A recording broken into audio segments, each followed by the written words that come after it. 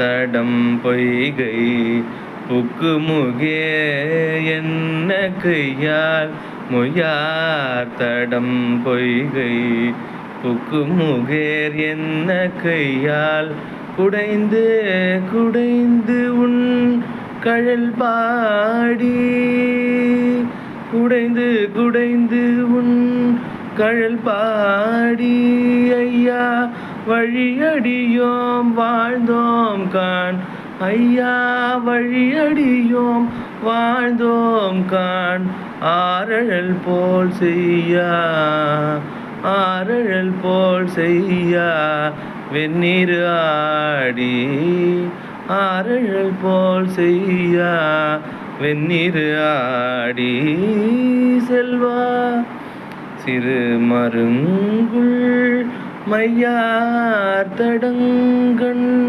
செல்வா சிறு மருங்குள் மையார் தடங்கண் மடந்தை மணவாளா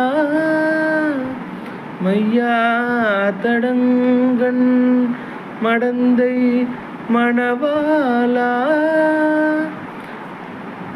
ஐயா நீ ஆட்கொண்டருளும் விளையாட்டில் உய்வார்கள் ஐயா நீ ஆட்கொண்டருளும் விளையாட்டில் உய்வார்கள் உய்யும் வகையெல்லாம் உய்ந்தொழிந்தோம் உய்யும் வகையெல்லாம் உய்ந்தொழுதோம் உய்யும் வகையெல்லாம் உய்ந்தொழிந்தோம் எய்யாமல் காப்பாய் எமையேலோர் எம்பாவாய் எய்யாமல் காப்பாய் எமையேலோர் எம்பாவாய்.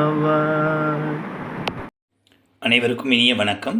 திருவெம்பாவையின் 11வது பாசுரம். முய்யார் தடம் பொய்கை புக்கு முகேர் என்ன கையார் குடைந்து குடைந்து உன் கழல் பாடி என்று துவங்குகிறார். முதல் 2 வரிகள் மாணிக்கவாசகர்.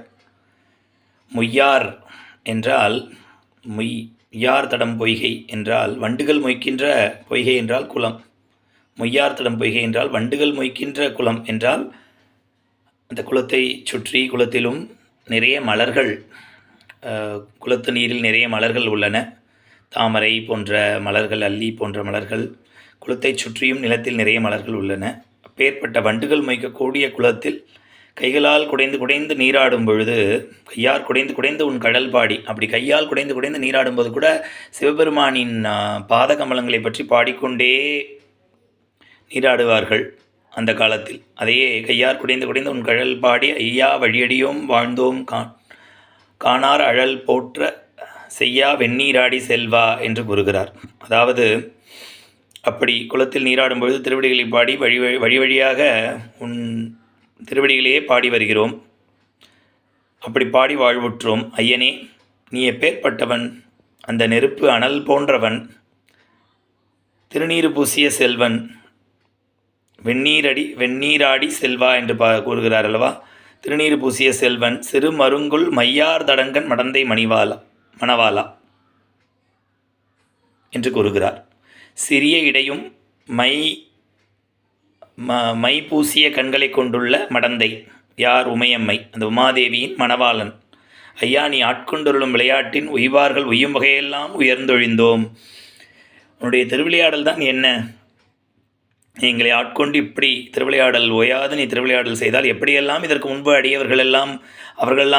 அவர்கள் எப்படி அந்த திருவிளையாடலில் உய்யும் வகையெல்லாம் அதே வகையில் நாங்களும் உய்ந்து விட்டோம். இதற்கு மேல் எங்களால் முடியவில்லை.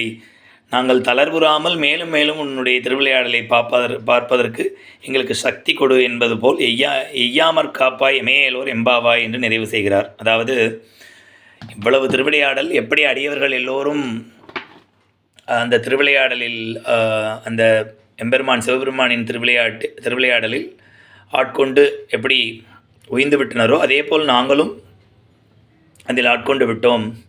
ஸோ இதற்கு மேல் நீ திருவிளையாடலை தொடர்பாய் அல்லவா, அதனால் எங்களை எய்யாமற் காப்பாய் எமையலோர் எம்பாவாய், நாங்கள் தளர்வுறாமல் மேலும் மேலும் உன் நாமாவளியே பாடி உன் திருவிளையாடலை மேலும் மேலும் நாங்கள் அனுபவிக்க எங்களுக்கு சக்தி கொடு என்பது போல் நிறைவு செய்கிறார். மாணிக்கவாசகர் திருவடிகளே சரணம். ஓம் நம சிவாய். நாளை அடுத்த பாசுரத்தில் சந்திப்போம். நன்றி, வணக்கம்.